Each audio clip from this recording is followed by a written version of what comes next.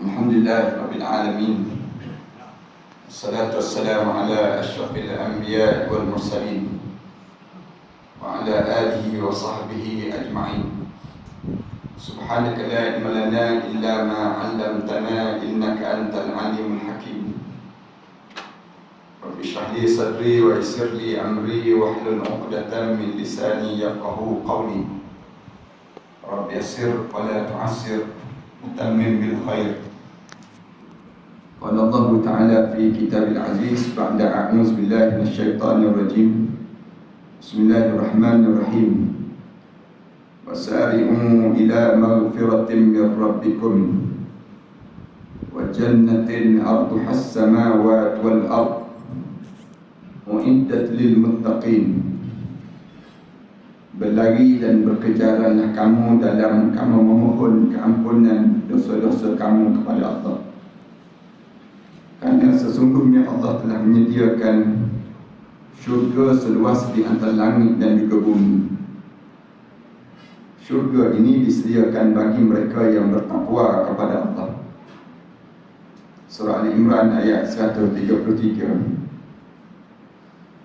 Jemaah sekalian, kalaulah sekiranya kita diberi peluang oleh Allah hidup di zaman Nabi Muhammad sallallahu alaihi wasallam, kita akan lihat bagaimana cerianya wajah Rasulullah saat ini. Sukanya Rasulullah dengan kehadiran dalam bulan Ramadan Al-Mubarak. Lebih daripada indahnya bulan purnama digambarkan sukanya Rasulullah saat yang berramadan sebegini. Suka ni banyak sebab. Kalau kita baca dalam hadis-hadis Rasulullah pun, Rasulullah semenjak daripada bulan Rejab lagi, Rasulullah ulang dan ulang terhadap kehadiran dalam bulan Ramadan Al-Mubarak ini. Padahal dalam bulan-bulan yang lain Rasulullah masuk juga, tapi tak ada doa yang Rasulullah doa nak masuk sebagaimana bulan Ramadan Al-Mubarak ini. Bahkan ada sepotong hadis Rasulullah sallallahu alaihi wasallam, bila masuk saja dalam bulan Ramadan ini, Rasulullah sebut terus pada sahabat-sahabat, qad ja'atkum syahrul mubarak, telah datang pada kamu semua bulan yang penuh dengan keberkatan.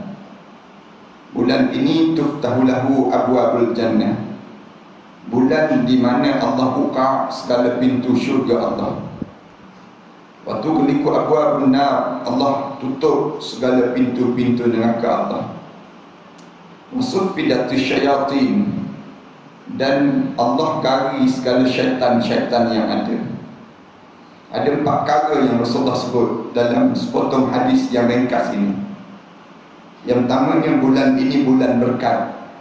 Rasulullah nak ajar pada kita bahawa bulan dalam hidup kita ni, antara perkara jangan terlepas pada kita ni ialah mengambil keberkatan.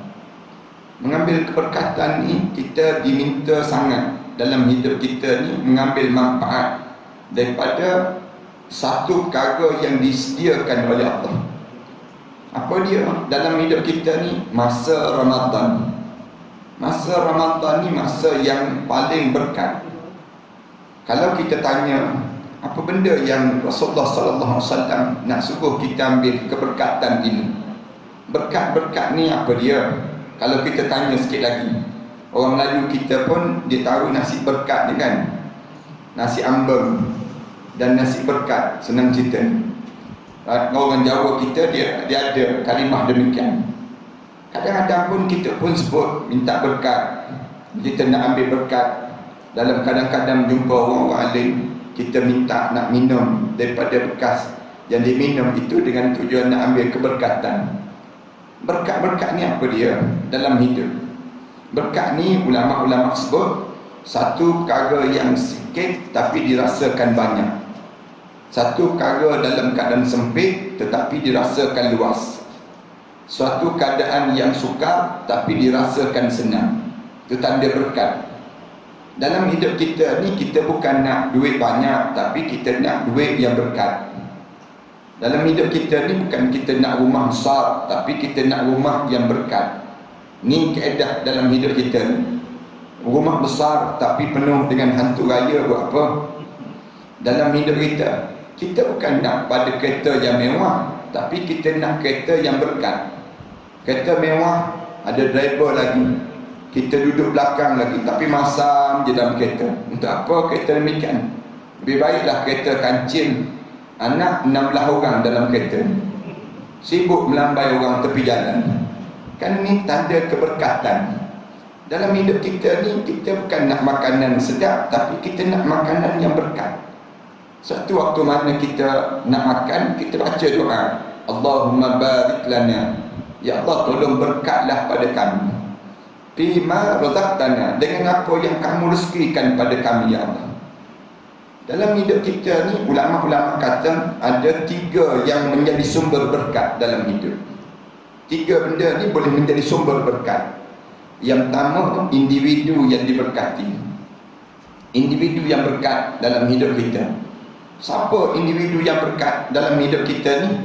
Yang pertamanya ialah Nabi Muhammad sallallahu alaihi wasallam. Yang diceritakan bagaimana berkatnya Rasulullah, sampai air Rasulullah pun menjadi keberkatan. Sampai peringkat Ummu Aiman dicerita satu malam Rasulullah tidur di rumah dia tersebut. Waktu mana Rasulullah tidur malam tu kat rumah dia ni, malam tu panas yang terik. Kemudian Rasulullah terjaga pada lebih kurang pagi dekat dengan sebelum subuh itu, Rasulullah nak qada hajat. Rasulullah tengok gelap malam yang pekat. Ini cerita tentang berkatnya Rasulullah. Tapi waktu mana nak turun ke bawah tu gelap, Rasulullah bimbang, ada kalau jengking bimbang ulang. Lalu Rasulullah buang air kecil. Rasulullah qada hajat Rasulullah tu, cari bekas. Rasulullah ambil bekas tu, Rasulullah qada hajat dalam bekas tersebut, tunaikan buang air kecil ni. Selesai dah ada buang air kecil tersebut, Rasulullah sandar tepi dinding. Kemudian selesai daripada itu, Rasulullah tidur balik. Pergi tidur balik. Ummu Aiman dicerita, lepas pada itu aku terjaga. Aku terjaga kerana aku dahaga yang amat sangat, katanya Ummu Aiman. Aku pergi ke dapur. Bila aku pergi ke dapur cari makanan, minuman, tak ada. Kecuali ada satu bekas yang tersandar tepi dinding. Tersandar tepi dinding tersebut. Ni cerita dalam kitab ni, cerita demikian. Aku tengok bekas tu ada air. Aku pun ambil air tersebut, aku minum terus. Ummu Aiman sebut, selesai daripada itu aku letak balik bekas itu. Kemudian aku pun tidur balik. Pagi esok Rasulullah pergi solat subuh. Balik daripada solat subuh, Rasulullah terus tekan ke tempat tersebut. Tengok bekas tu dah kosong. Rasulullah tanya, mana bekas, mana air dalam bekas ni? Ummu Aiman tanya balik, kenapa ya Rasulullah? Tanya balik, kenapa ya Rasulullah? Rasulullah tanya, air kat bekas ni kat mana? Rasulullah tanya. Kali yang kedua, kali yang ketiga, Rasulullah tanya tu, Ummu Aiman pun tunjuk, dalam perut ni ya Rasulullah. Aku dah minum. Rasulullah terkejut, kamu minum? Rasulullah tanya, kamu minum? Ya Rasulullah, kenapa? Rasulullah pun senyum terus. Rasulullah kata, kamu dah terminum air kencing aku, kata Rasulullah. Rasulullah sebut demikian. Waktu mana Rasulullah sebut begitu, Rasulullah pun sebut terus, Ummu Aiman, mulai daripada hari ini perut kamu tidak akan disentuh dengan penyakit sakit perut sampailah kamu mati nanti. Rasulullah sebut demikian. Itu terminum, bukan sengaja pun, tapi nak sebutnya terminum air kencing yang disebut demikian tu. Dalam keadaan demikian, Ummu Aiman riwayatkan hadis ni, dia kata, start daripada hari itu aku tak pernah rasa sakit walaupun sekali pun sakit perut pada diri aku, kerana tadilah keberkatan daripada Rasulullah sallallahu alaihi wasallam. Kalau minum air kencing kita ICU terus. Kalau kita tak negayanya 3 hari 3 malam tak sedar. Ini nak sebutnya gambaran bagaimana individu yang berkat. Rasulullah pernah dia ludah air liur dia tu, sahabat pergi sambut air liur. Rasulullah terkejut, sahabat ambil sapu di kulit tubuh badan sahabat-sahabat. Lalu Rasulullah tanya, kenapa? Rasulullah tanya demikian. Lalu dijawab, katanya sahabat, sayang Rasulullah air liur kami, waktu mana kamu ludah tadi, tentulah dia mempunyai kebaikan yang tersendiri. Rasulullah kata, mulai daripada hari ini kamu tak akan kena penyakit kulit sampai bila-bila. Ini ada sahabat-sahabat tabarruk bijasadi Rasulullah sallallahu alaihi wasallam. Mereka mengambil keberkatan dari jasad Rasulullah, termasuk rambut Rasulullah. Masuk rambut Rasulullah tu sampai hari ni kalau tuan-tuan pergi ke Istanbul, tuan-tuan akan jumpa rambut Rasulullah, pakaian Rasulullah dan sebagainya yang disimpan, yang dijadikan sampai peringkat alim ulama menjaga perkara demikian. Bukan nak sembah, tapi nak ambil keberkatan. Dia panggil demikian, berkatan. Gua tempat Rasulullah berada tu pun bau wangi, berkat. Dia panggil demikian, jasad daripada Rasulullah sallallahu alaihi wasallam itu sendiri. Walaupun sekalipun nak sebutnya, ni individu yang Allah masih lagi kekal pada kita. Hebat tak hebat individu ni, kalaupun kita tak boleh ambil jasad dia, kita selawat dia pada dia. Besar keberkatan daripada kita selawat pada Nabi Muhammad sallallahu alaihi wasallam. Rasulullah sebut, man salla alayya marrah sallallahu alaihi asyarah. Siapa yang berselawat pada aku sekali dia, Allah akan jangan sebut nama dia itu sebanyak 10 kali. Allah gandakan demikian. Ini kehebatan individu yang berkat. Siapa lagi berkat? Orang-orang alim yang masih hidup zaman kita ini. Di kalangan kita, kalau ada orang alim, orang ni berkat. Dia panggil. Sampailah orang tu mati. Kalau dah mati, tak boleh dia ambil lagi keberkatan daripada jasad dia. Itu keedah dia demikian. Siapa lagi yang berkat? Yang disebut dengan ibu bapa kita. Ibu dan ayah kita ni jangan disinggung hati mereka. Orang ni orang yang berkat. Dia panggil demikian dalam hidup kita. Singgung dia hati mereka, maka hilanglah keberkatan hidup kita. Ini cara yang diajar oleh Allah. Wa qadara rabbuka alla ta'budu illa iyyah wa bil walidaini ihsana. Allah dah pesan dah. Aku tetapkan dalam hidup kamu, jaga aku, dan juga wa bil walidaini ihsana. Mak dan ayah tu kamu kena jaga dalam hidup kamu. Demikian juga mak mertua kamu, ayah mertua kamu. Sama je level dalam Islam. Ni individu yang berkat dalam hidup kita. Siapa lagi berkat? Suami bagi seorang isteri. Isteri, dia kena tahu suami dia ni orang yang berkat. Dia panggil karamah hidup dalam tubuh badan dia. Sumber kejayaan dia sebagaimana seorang suami, dia ada sumber karamah hidup dia. Siapa dia? Yang disebut dengan mak dia, ayah dia, mak mertua, ayah mertua. Ni simbol keberkatan dalam hidup dia. Manakala perempuan, orang perempuan, suami dia, suami. Dan juga bagi anak-anak, mak dan ayah. Ni orang yang diberkati dalam hidup ini sendiri. Ni kehidupan kita ni diajar supaya jaga kehidupan ini untuk dapatkan keberkatan. Siapa lagi? Anak yatim. Siapa lagi? Orang miskin. Panjang alim ulama karang kita tebal dalam cerita tentang ini tabarruk keberkatan itu sendiri. Kadang-kadang Allah tak hadirkan melalui orang-orang, tapi Allah hadirkan melalui tempat yang berkat. Tempat yang berkatnya apa dia? Yang disebut dalam Al-Quran Karim, alladzi barakna haula, yang kami berkatkan pada sekitarnya. Mana yang paling berkat ni? Yang pertama Masjidil Haram, yang kedua Masjidil Nabawi, yang ketiga Masjidil Aqsa. Ni tempat yang berkat. Yang keempat kat mana? Seluruh masjid-masjid dan surau-surau. Yang ada ni tempat yang kita sujud, dia panggil tempat yang berkat dalam hidup kita. Kita diajar supaya jaga demikian. Kemudian tempat yang berkat. Kemudian selain daripada surau, yang akhir sekali ada ulama kata rumah kita. Rumah yang dibina di atas asas takwa. Suatu kita, kalau kita pergi jalan jauh macam mana sekalipun, musafir jauh macam mana pun, kita teringat ke rumah kita. Tanda rumah kita tu berkat. Tanda kita jadi kerinduan nak balik ke rumah. Mungkin bila kita pergi jauh, tiba-tiba kita teringat, kita tak boleh tidur. Saya ni berjalan ni, boleh kata bermusafir ni, di jalan banyak tempat lah di atas dunia ni. Tapi macam mana pun kita pergi, macam mana pun mewah kita duduk, nak tidur tetap payah. Kita nak dapat tidur tenang. Kecuali bila kita balik ke rumah. Sampai ke rumah kita tidur lena semua. Tanda berkat, dia panggil demikian. Ini keadaan tempat yang berkat. Teringat bantal busuk kat rumah tu lah dia. Macam mana pun nak kita ni, rumah kita tu rumah yang berkat. Dengan syarat jangan kita buat maksiat dalam rumah tangga tersebut. Kita buat maksiat dia, kita nak lari, nak keluar je daripada rumah. Tak boleh duduk dalam rumah yang demikian. Rumah ni tak berkat. dia akan jadi demikian. Kemudian apa lagi yang berkat dalam hidup kita? Masa yang diberkati. Masa bila yang berkat? Ramadan. Ramadan ni masa yang berkat. Dalam hidup kita kena faham, jangan kita terlepas daripada menikmati keberkatan Ramadan. Satu nama Ramadan pun Al-Mubarak, kita sebut demikian. Ramadan yang penuh dengan keberkatan. Kenapa Ramadan ni berkat? Yang kita kena ambil manfaat daripada Ramadan untuk jadi berkat ni apa ni? Yang saya nak sebutnya pada paham sekali. Yang pertama, jangan lepaskan peluang dalam kita berRamadan ini. Peluang ni jangan lepas.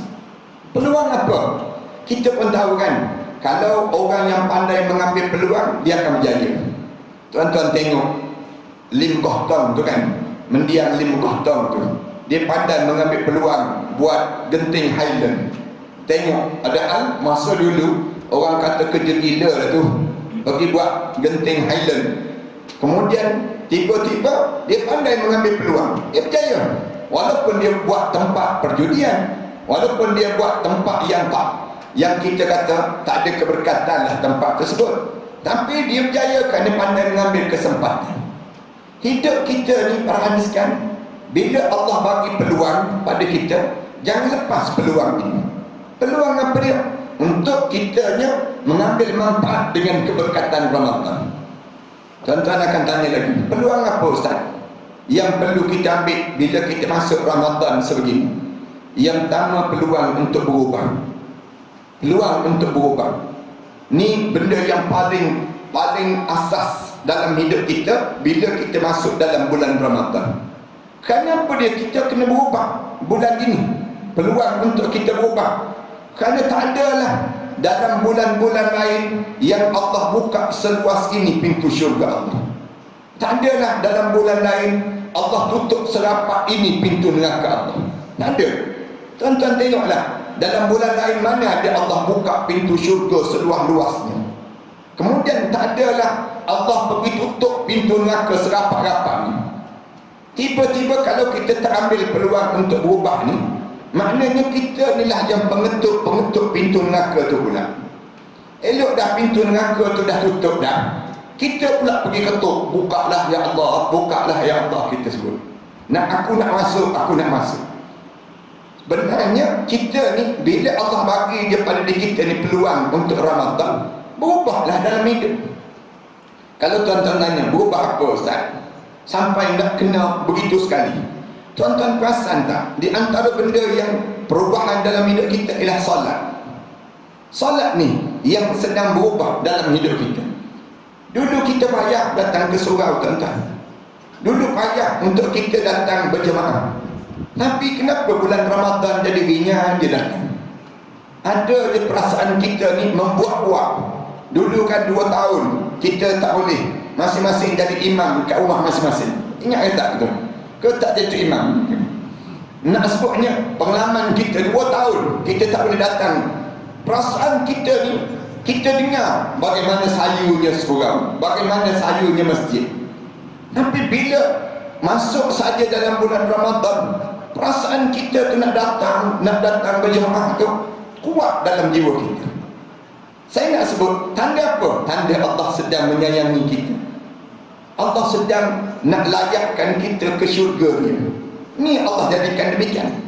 Cuma bila dah Allah bagi dah peluang ini, yang pertama ni peluang untuk kita solat, jaga solat. Jaga solat ni bukan biasa-biasa. Ada 2 waktu yang kita payah nak jaga solat. Solat apa? Solat subuh, solat maghrib. Tapi Ramadan kita boleh jaga subuh dan kita boleh jaga maghrib. Kenapa? Allah sendiri yang tolong. Macam mana Allah tolong? Semayang subuh, Allah jadikan program makan sebelum mana subuh. Allah tahu manusia ni kalau subuh bak makan sanggup bangun. Letak 10 jam loceng bawah katil ni, berlentur-lentur jam loceng. Cara Allah dia nak suruh kita berubah. Berubah apa dia? Jaga solat subuh. Lepas tu sahur dekat-dekat dengan subuh. Jangan sahur awal sangat, makruh hukum dia. Jangan sahur pukul 12 tengah malam. Jangan sahur pukul 3 pagi pun tak boleh sahur lagi. Sahur dekat-dekat dengan subuh, pukul 5, 15. 5:30 mula sahur. Cuma dalam kalender kita ni dia ada waktu imsak. Ni kalender Melayu je, kalender Arab tak ada pun. Saya pernah tanya guru saya, kenapa kalender Melayu kita ni ada waktu imsak? Guru saya jawab, orang Melayu kita ni kuat makan. Kalau tak buat waktu imsak, dia tak sempat nak berat. Lalu Allah jadikan waktu imsak. Kita jadikan waktu imsak. Nak suruh dia, kita berat perlahan-lahan. Allah, dia nak suruh kita jaga solat maghrib. Allah jadikan program berbuka puasa. Sekali lagi, makan. Semua makan balik awal bulan Ramadan. Semua balik awal di kalangan kita. Bagi tahu ada bos balik awal sikit bos. Bos tanya kenapa balik awal? Ramadan ni bos Ramadan. Tak faham bos aku. Ramadan kena balik awal sikit. Tengok cara Allah dia nak suruh kita jaga solat kan. Nak jaga solat maghrib. Allah programkan makan. Allah tahu sebab makan balik awal. Tolong isteri hidang makanan. Allah ubah udara masa tersebut menjadi wangi. Seindah masa berbuka puasa ni, seindah mana? Seindah melihat wajah Allah dalam syurga nanti. Sampai begitu sekali Allah jadikan masa tersebut. Kita, sebab tu Rasulullah kata, lis-sa'imi farhatan. Orang yang berpuasa ni ada 2 saat kegembiraan pada dirinya. Inda iftari wa inda liqa'i rabbi. Waktu mana dia nak berbuka, dan satu lagi waktu mana dia berjumpa dengan Allah nanti. Kita pun waktu mana nak berbuka tu, tolong isteri siapkan hidangan. Duduk di meja makan, tak setengah orang turut ke dapur, tolong isteri masak dan sebagainya. Nak sebutnya berianya kita nak berbuka puasa. Isteri baru perasan, aku ada suami rupa-rupa. Nak sebutnya bulan Ramadan baru perasan. Bulan-bulan lain tak pernah kita tolong demikian. Ramadan ni bulan gencatan senjata kan. Kita duduk meja makan, kejap-kejap tengok jam, kejap-kejap tengok jam. Bulan yang paling kerap tengok jam Ramadan. Sibuk tanya maghrib pukul apa, maghrib. Bulan lain tak pernah tanya maghrib pukul apa. Ramadan kita dah siap dah. Kita tanya lama lagi ke? Anak kita jawab 10 minit lagi katanya anak. Kita gaul nasi slow-slow. Nak sebutnya berianya kita. Angkat jatuh kita. Tengok cara Allah nak susun, nak jaga solat maghrib. Allah dia nak suruh kita rajin lagi solat. Allah jadikan kita tarawih. Dia panggil semayang malam lepas isyak. Semayang tarawih. Tarawih ni solat yang rehat, solat malam. Asal zaman Rasulullah dipanggil solat malam. Zaman Sayyidina Umar baru bermula nama tarawih. Tarawih ni alim ulama kata zaman Rasulullah tu tidak disebut lagi nama tarawih. Tapi tarawih ni bila datang zaman Sayyidina Umar. Apabila sahabat-sahabat dia tengok 8 rakaat tu menunjukkan sahabat-sahabat terlalu cepat sangat dengan Allah. Tak ada sangat dengan Allah. Jadi tak nak sahabat panjangkan lagi jadi 20 di zaman Sayyidina Umar. Zaman Sayyidina Osman jadi 30 rakaat. Di zaman Sayyidina Umar Abdul Aziz jadi 36 rakaat. Dia semua berbeza-beza. Lepas tu kita jangan meraih sama-sama kita 8 ke 20, 8 ke 20. Dia tak pernah meraih 30 ke 36, 30 ke 36. Orang kita dengan 8 tu pun nak marah kalau imam baca panjang-panjang. Padahal Rasulullah semayang 8 rakaat menjelang subuh baru habis salat tarawih Rasulullah. Rasulullah jadi demikian. Rasulullah buat tu senang dia, rehat dia. Huzaifah ibn Yaman cerita, satu malam aku solat dengan Rasulullah. Rakaat yang pertama Rasulullah baca surah Al-Baqarah. Rakaat yang pertama tu baca surah Al-Baqarah. Tadi pun baca tadi kan, imam baca tadi pun saya tengok ramai goyang. Kita ini baca surah Al-Baqarah. Habis surah Al-Baqarah, satu surah baca. Bila habis tu aku ingat Rasulullah rukuk. Tak, Rasulullah sambung baca surah An-Nisa. Habis surah An-Nisa, Rasulullah ulang balik baca surah Al-Imran. Habis surah Al-Imran, barulah Rasulullah rukuk. Selama mana Rasulullah rukuk? Selama mana Rasulullah qiyam tadi. Kemudian Rasulullah iktidal. Selama mana Rasulullah iktidal? Selama mana Rasulullah sallallahu alaihi wasallam rukuk tadi. Allahu Akbar. Kita kalau solat dengan Rasulullah lah, rasa malam tu balik jalan mengangkang tak? Sambil taubat nasuha kita. Tak pernah solat macam ni. Kita kan kalau imam baca Sabbih isma rabbikal a'la je nak marah lah. Pak Imam, inna a'tayna je Pak Imam. Apa inna anzalna. Orang kita kan Malasnya kita. Jangan, ni ambil peluang kita dengan Allah. Allah dia nak suruh kita dekat dengan dia melalui solat. Melalui solat. Tak adalah masa yang paling kita dekat dengan Allah inda sujud. Dalam hadis Rasulullah sebut, ketika mana kita sujud, masa itulah kita dekat dengan Allah. Ada lagi riwayat kata, bila kita dekat dengan Allah, bila kita duduk dalam rumah Allah. Bila kita duduk je ni. Yang kita duduk sambil-sambil kita dengar tazkirah, sambil-sambil kita dengar, layan je dalam hidup kita. Kita nak kejar ke mana dalam hidup?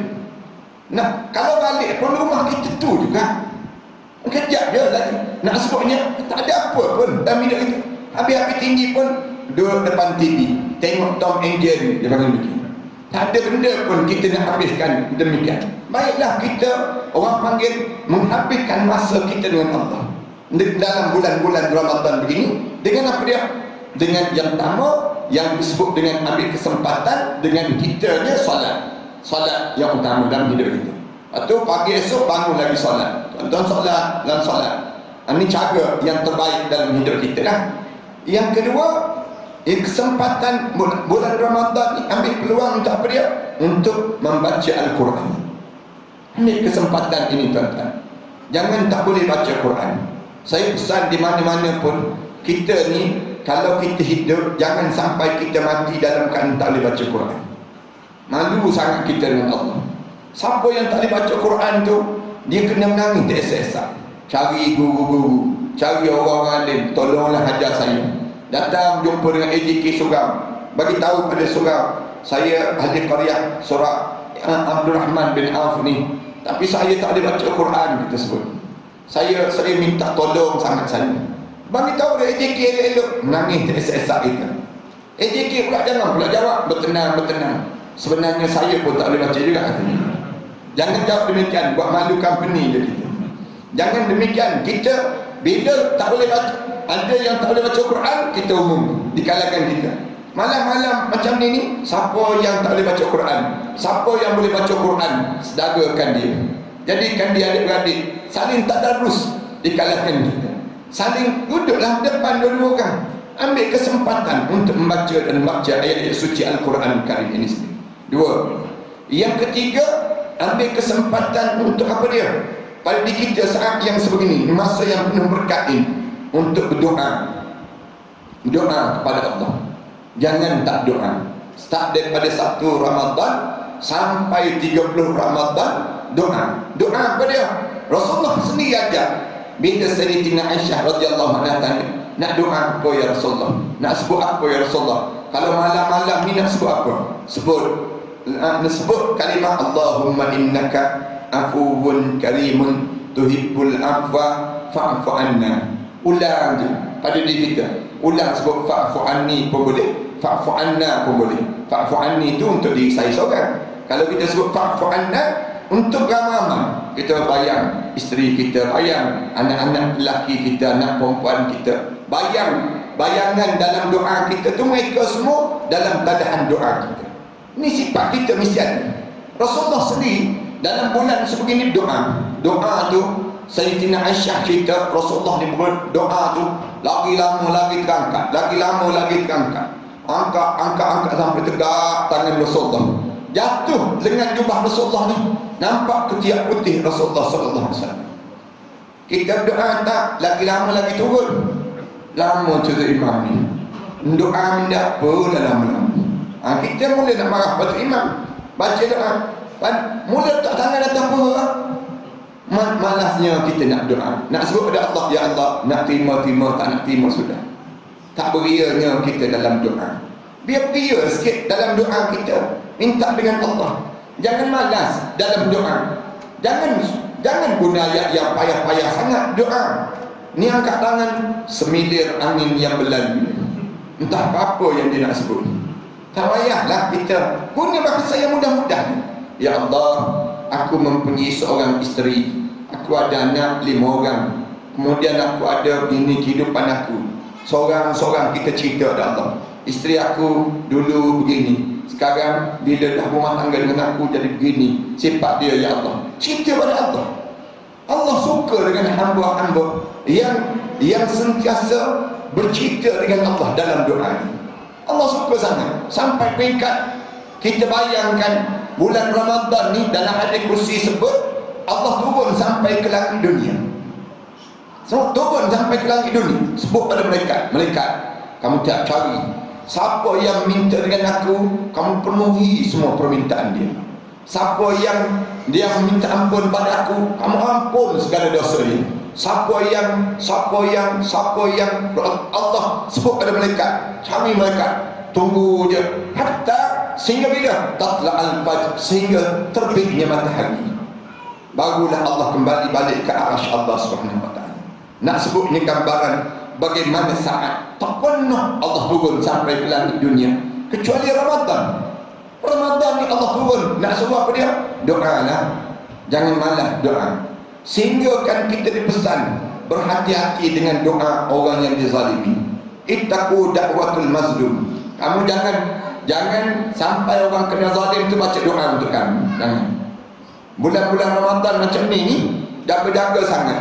Kita ibu, kita ayah, jaga sangat. Jangan tersalah sebut pada anak-anak kita.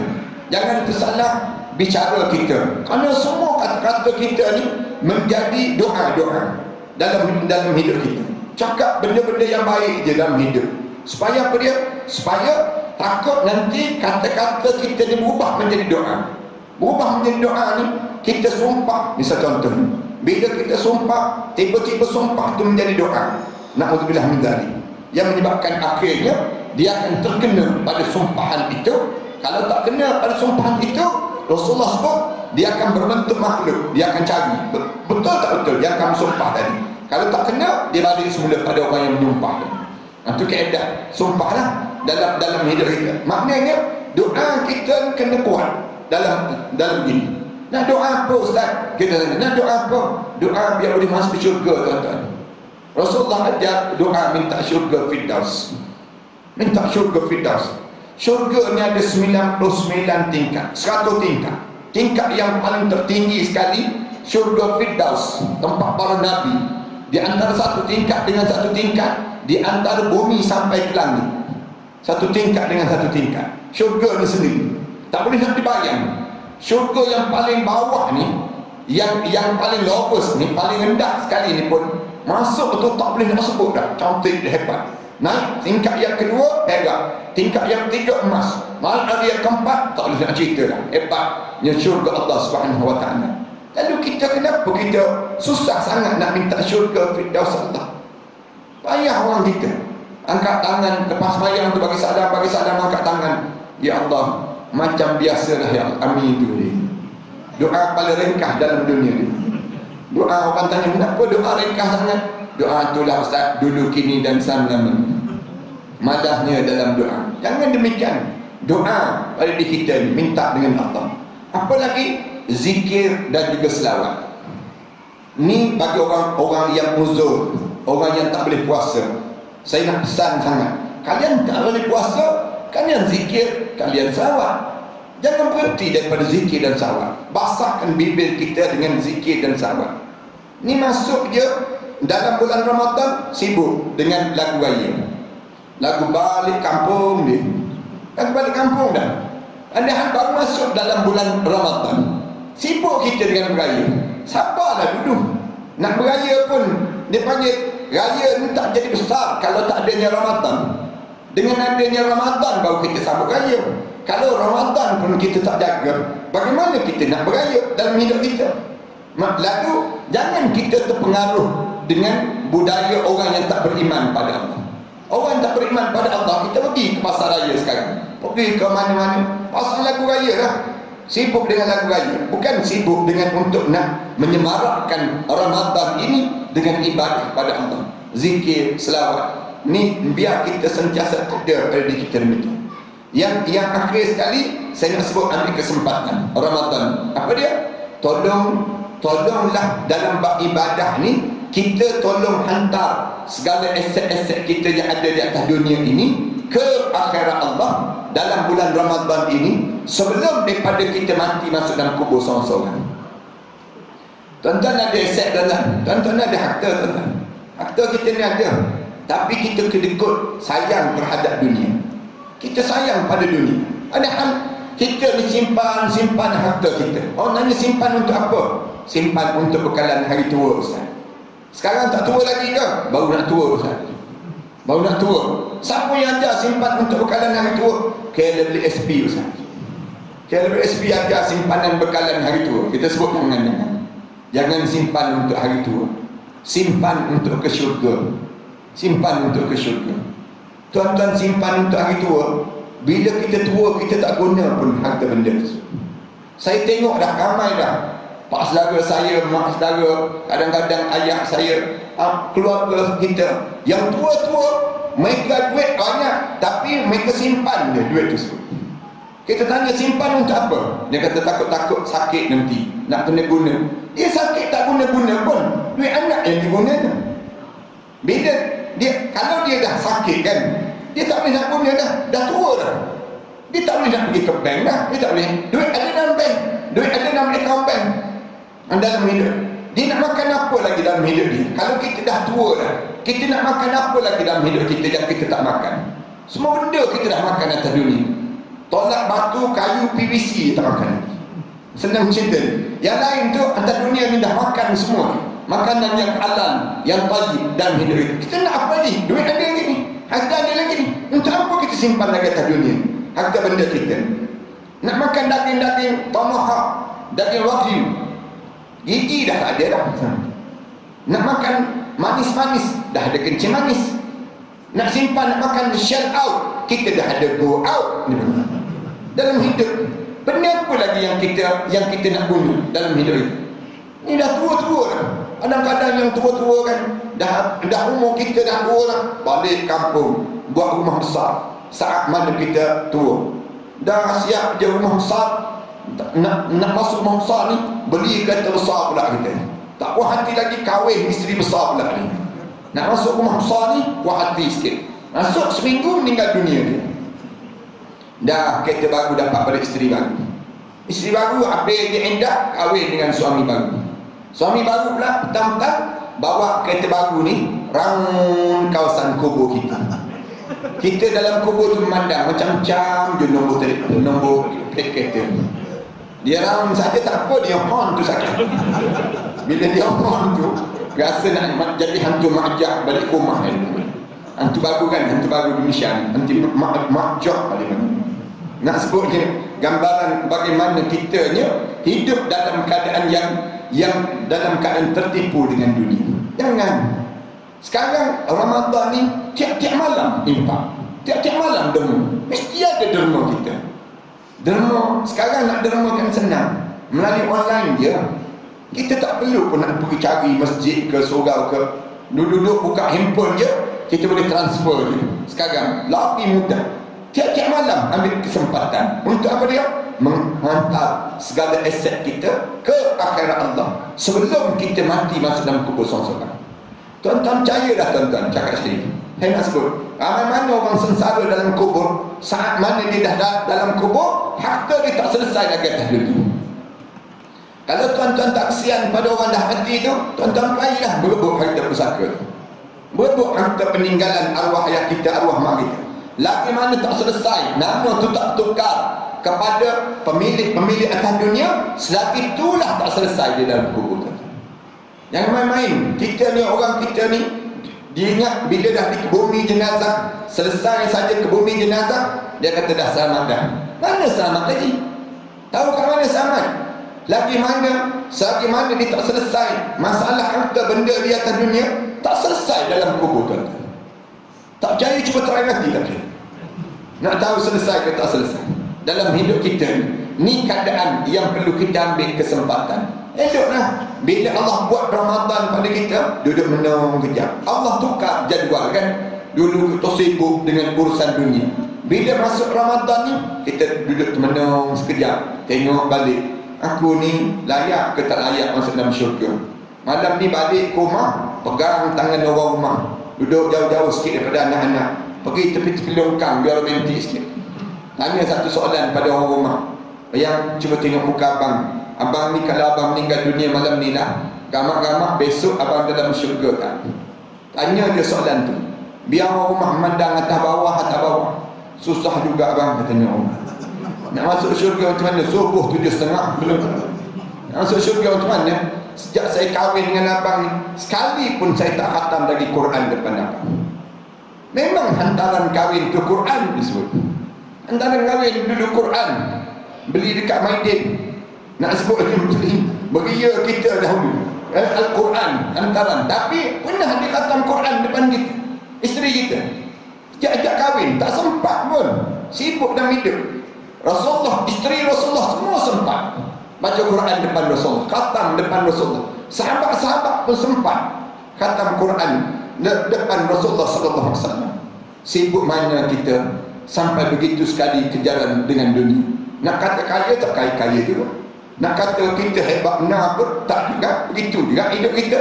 Tapi dalam hidup kita ni, kalau kita tak ambil kesempatan Ramadan untuk buat perubahan dalam hidup, maka kita tak akan berubah dalam hidup kita sampai bila-bila. Payah dalam hidup kita. Rubah tuan-tuan. Banyak benda. Tuan-tuan boleh termenung sendiri je. Sembahyang, baca Quran. PL apa? Badan kita ni bau busung je. Tak mewangi. Cubalah belajar untuk pakai minyak-minyak wangi. Bila kita datang ke surau masjid, kita sentiasa wajahkan wajah kita ahli syurga Allah. Berhentilah daripada hisap rokok. Hisap rokok tu, yang hisap rokok tu berhentilah dalam hidup kita. Kenapa? Busuk lagi, membazir lagi, banyak benda.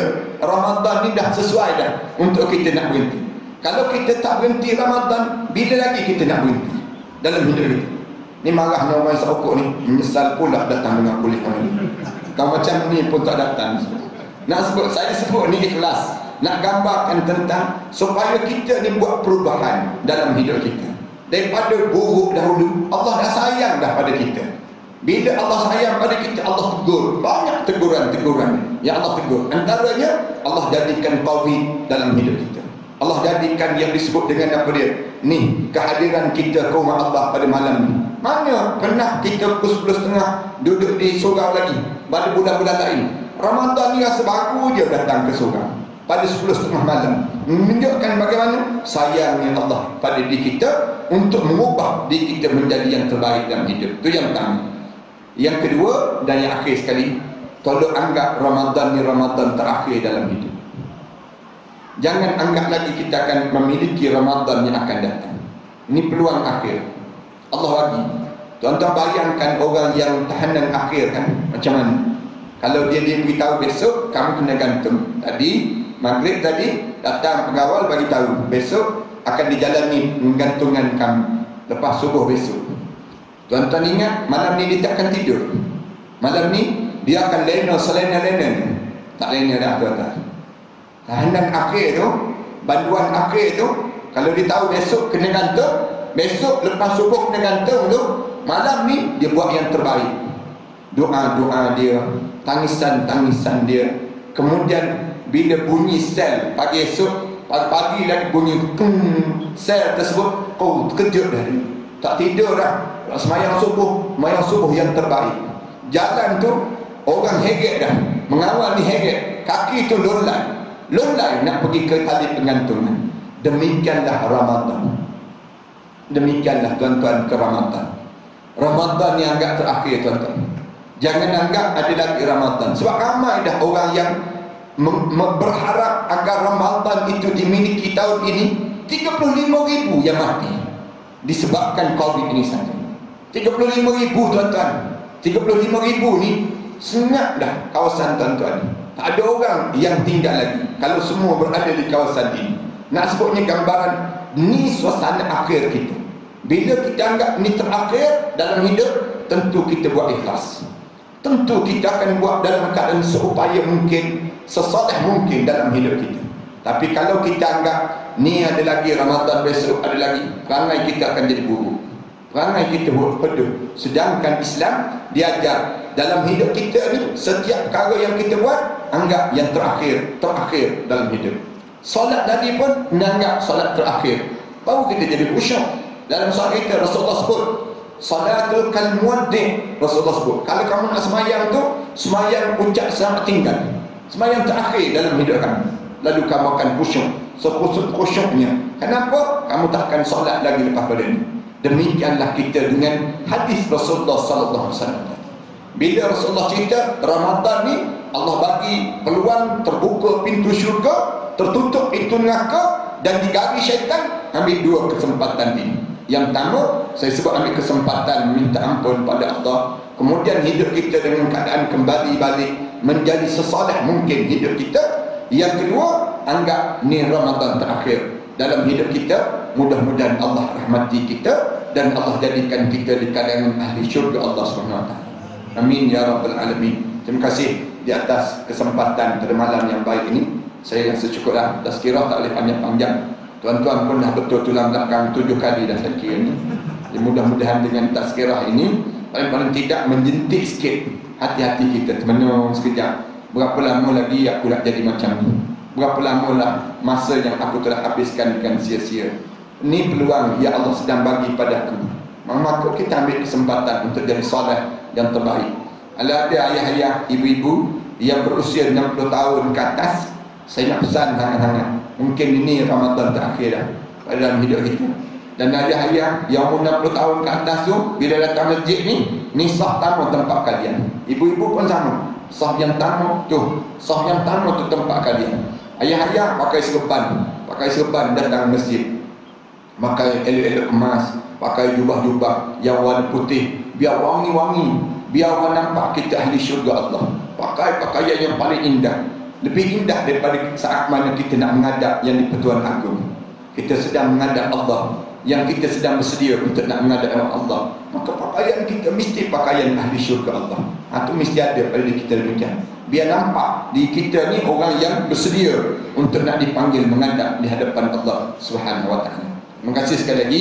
Aku qouli hadza astaghfirullah li wa lakum. Assalamualaikum warahmatullahi. Tuan-tuan, sebelum kita baca doa ni, kat luar tu ada beberapa buah kitab karangan saya. Saya karang beberapa buah kitab lah. Di antara kitab yang saya rasa tuan-tuan kena miliki, kitab ni lah, Ru'yah Syar'iyah. Kitab ni nak kesan kita ni kena sihir, ada gangguan ataupun ada saka dalam rumah tangga kita. Tuan-tuan baca dengan keluarga masing-masing. Nanti kan isteri dengan anak-anak, bila baca, dia pening kepala, dia rasa nak muntah, dia rasa pelik, nak gebah, rasa nak suruh berhenti, dia bertempik, ada berpeluh, temenung, kemudian macam-macam kali tindak balas. Itu tanda sedang berlakunya sihir, sedang berlakunya gangguan ataupun berlakunya saka dalam rumah tangga kalian. Tuan-tuan baca lah. Kadang-kadang kita tak tahu, kita tak perasan dalam rumah tangga kita ni ada benda-benda yang seperti itu. Ada kan isteri kita kadang-kadang mengadu, malam-malam mimpi air, mimpi bayi, mimpi. Kadang-kadang isteri pula dengar suami tidur bunyi gigi, kakak gigi itu bunyi. Ini gangguan saka. Saka ni masalah. Tapi kalau kena gangguan pusaka, tak masalah langsung. Yang tu senyum-senyum je kita. Mudah dipanggil macam nak suruh beza di antara saka dengan pusaka yang dalam hidup kita. Kemudian saya karang lagi kitab ni, kitab persiapan menjelang kematian. Dekat nak mati, pastikan kita buat beberapa amalan-amalan ini. Buatlah ayah-ayah, ibu-ibu semua. Kita bagi hadiah pada mak kita, ayah kita. Mak buat yang ni, mak, ayah buat yang ni, buat yang ni. Saya dah atur dah satu-satu. Kan kalau kita nampak dah ni mati dah, meninggal dunia dah. Macam mana ni? Jadi nak buat macam mana? Termasuk kalau doktor bagi tahu tuan perlu ditidurkan, tuan perhatikan terus ke muka surat 47.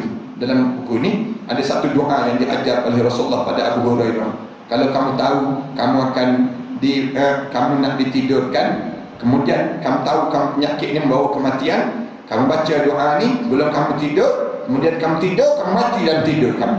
Mati dalam tidur tersebut, Rasulullah sebut terus masuk dalam kubur tu, terus masuk dalam syurga Allah, dan Allah haramkan jenazah kamu dihumban ke dalam api neraka Allah. Abu Hurairah. Dan diajar pada Abu Hurairah, Abu Hurairah ajar pada kita semua. Ini nak sebutnya kelebihan untuk kita buat amalan dalam hidup kita. Tuan-tuan pergi ziarah orang sakit pun saya cadang bagi hadiah kitab ni. Jauh lebih baik daripada kita bagi durian, nangka, mempelang tu. Kita bagi kitab ni, dia tengok, dia tajuk kitab ni, dia faham lah. Maknanya mati dah tu senang ni. Nak sebut tak gamak sangat. Mudah-mudahan pada kita, biar ramai orang kita bila dia mati masuk syurga Allah SWT. Saya cadangkan demikian untuk kita lakukan dalam hidup kita. Maksud saya saya karang kitab ni, jadikan kematian kamu husnul khatimah. Macam mana nak suruh mati dalam keadaan husnul khatimah? Saya susun elok-elok. Di saat mana kita buntu dalam hidup kita nak menghadap di hadapan Allah. Saya karang berapa buah lagi kitab tu, tuan-tuan boleh tengoklah kat luar nanti. Karangan kitab-kitab saya. Kan saya bangunkan ma'at tahfiz. Di belakang saya ni ada lebih kurang 6 buah sekolah tahfiz. Saya bangun, saya ambil anak-anak yatim, saya tangguh mereka menghafal Quran. Saya buat di Kuala Terengganu, saya buat di Pulau Langkawi. Pulau Langkawi, tuan-tuan pergi Pulau Langkawi, jemput datang ke sekolah saya. Di antara Gunung Mak Cincang dengan Gunung Raya tu ada satu sekolah tahfiz yang saya sedang bangunkan. Pelajar-pelajar ada lebih kurang 100 lebih pelajar dengan staf semua dekat dengan 200 orang lah dalam satu masa tersebut. Tuan-tuan pergi Langkawi tu jangan makan ikan siakap je, jangan. Datang ke sekolah saya sana, jemput datang ke sekolah saya. Dan tuan-tuan, saya sedang bangunkan masjid di tempat tersebut.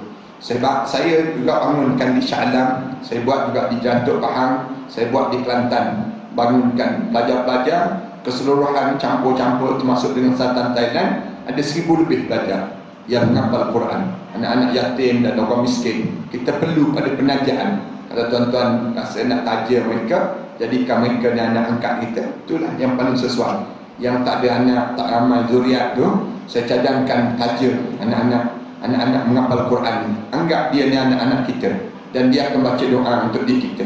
Itu satu kemudahan untuk diri kita demikian. Tuan-tuan boleh dapatkan maklumat kat luar nantilah, insya-Allah. Dan kemudian saya bantu di Sultan Thailand tu dengan pelajar-pelajar asalnya 22 orang je. Sekarang ada lebih kurang 800 lebih pelajar di Sultan Thailand tersebut. Tiap-tiap bulan saya hantar dana lebih kurang 30,000, 40,000 ringgit sebulan bagi membiayai mereka. Macam mana cara saya buat? Saya suruh mereka pada lebah. Lebah tersebut hasilkan madu. Madu tu mereka letak depan mereka, mereka bangun tahajud malam, doa-doa kepada Allah, mereka hantar ke Shah Alam. Saya gunakan untuk perubatan Islam. Saya cadangkan tuan-tuan ambil madu tu, tuan-tuan kacau dengan air suam. Waktu mana nak berbuka, masukkan dalam peti ais, sejuk dah, hidangkan pada keluarga masing-masing. Tuan-tuan minum air madu tersebut. Rasulullah kata, kalau kalian ingin rasa nikmatnya air dalam syurga Allah di dunia ini lagi, minumlah air madu yang disejukkan. Cuba kita buat amalan demikian. Tuan-tuan, kalau nak suruh sedap lagi, tuan-tuan campur dengan safran. Safran ini tuan-tuan masuk dalam air ni dalam 2-3 helai ya. Kemudian dia akan berubah menjadi warna kemas-emasan. Saya dapat safran ni di Iran, daripada bumi Khurasan, daripada mazhab Sunni bukan Syiah. Saya dapat ni alhamdulillah daripada guru yang mengajar di Shah Alam ini, kampung dia lah. Ada seorang guru daripada Iran yang dia menghafal hadis banyak 4,600 hadis yang dihafal, hadis dan juga Al-Quran Karim, dan dia datang pelawar diri dia untuk mengajar di bumi Shah Alam. Saya jadikan dia guru saya. Dia kata di kampung dia ada safran Ustaz, di kampung dia. Jadi saya order daripada kampung dia, dapat datang. Ni yang grade premium AAA, yang terbaik di kalangan yang terbaik ni sendiri. Kalau tuan-tuan masukkan dalam makanan kita dan sebagainya, inilah yang terbaik dalam hidup kita. Buatlah amalan pada kita. Kalau tidak pun, tuan-tuan ambillah pamphlet sekolah saya. Di antara pamphletnya, pamphlet kami sedang edarkan wakaf Al-Quran. Kalau tuan-tuan nak beli dan tuan-tuan wakaf, ataupun tuan-tuan beli, tuan-tuan nak infak Al-Quran tersebut, ataupun tuan-tuan nak beli dan memiliki pada diri tuan-tuan sendiri, pun boleh juga terhadap Al-Quran. Harga dia RM55 je. Niat untuk arwah ayah, arwah mak. Dan Rasulullah kata ni antara pahala yang berpanjangan lepas pada kematian. Wakaf Al-Quran. Wakaf Al-Quran, cara yang diajar dalam hidup kita ni, kami gerakkan yang ni. Tuan-tuan tak dapat yang lain pun, tuan-tuan ambil lah pamphlet sekolah kami ni, pembinaan masjid. Kemudian ni pelajar-pelajar, tanggungan pelajar ni, pergi di pamphlet ni ada nombor akaun sekolah. Tuan-tuan pergi mana-mana bank, berdiri depan mesin bank tu, semayang sunat istikharah dulu sana. Nak infak ke tak infak, nak derma tak derma. Nampak serius dia tu sebut. Mudah-mudahan Allah rahmati. A'udzubillahi minasyaitanir rajim. Bismillahirrahmanirrahim. Alhamdulillahirabbil alamin. Wassalatu wassalamu ala asyrafil anbiya'i wal mursalin wa ala alihi wa sahbihi ajma'in. Allahumma shrah lana sudurana wa hassin akhlaqana wa yassir lana umurana. Allahumma inna na'udzubika min ilmin la yanfa' wa min qalbin la yakhsha' wa min nafsin la tashba' wa ومن دعاء لا يسمع. ربنا عليك توكلنا وإليك أنبنا وإليك المصير. ربنا آتنا في الدنيا حسنة وفي الآخرة حسنة وقنا عذاب النار. صلى الله على محمد وعلى آله وصحبه وسلم. الحمد لله رب العالمين.